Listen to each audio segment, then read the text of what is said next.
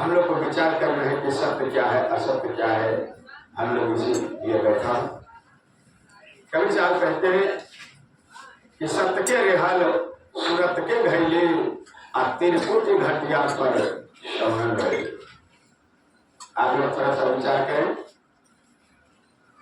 कि त्रिकुटीय स्थान है कहाँ।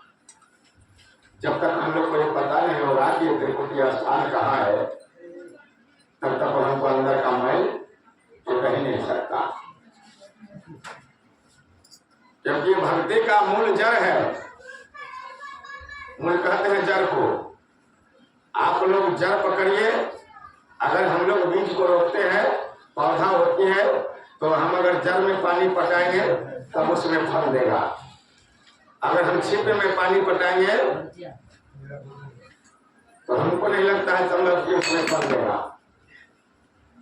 साहब कहते हैं कि तिरकुटी घटिया पर शरण नहीं। वह कौन सा घाट है? और सबसे प्रथम ये हमको जानना है कि सदगुरु कबीर साहब का जितना कि साखी शब्द भजन जो भी है, ये काया रूपी है।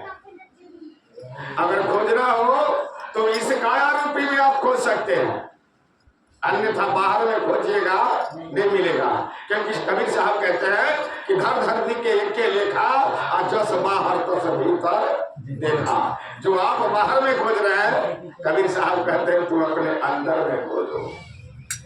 विचार कर। इसी वाणी को आज हमारे चले गए परमहंस जी महाराज, हमारे महर्षि भेल साहब, उनका भी कहना था कि तुम बाहर क्या खोजते हो, तुम अपने आप में खोजो।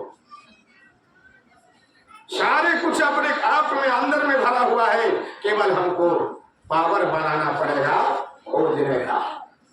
और जब तक हम नहीं खोज पाएंगे तब तक वो अंदर का मन भी नहीं छूटेगा। कवि साहब कहते हैं कि सत्य के रेहल सूरत के घैली और तिरकुटी घटिया पर। ऐसा नहीं समझ लिए कि जाकर के क्या नाम है इधर हो कुर्सेला घाट पर जाकर क्या खोजिएगा, नहाइएगा, नहीं मिलेगा। साहब कहता है त्रिकुटी घटिया पर शवनन भैली। जब तक वह त्रिकुटी स्थान पर हम लोग नहीं पहुंच पाएंगे तो हमारा अंदर का मैल नहीं छूटेगा। लेकिन ये बड़ा मार्केबल बात है,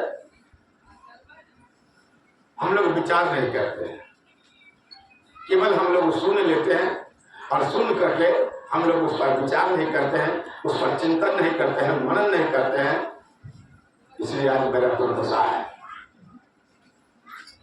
जैसे थोड़ा सा उपमा दे रहा हूं मैं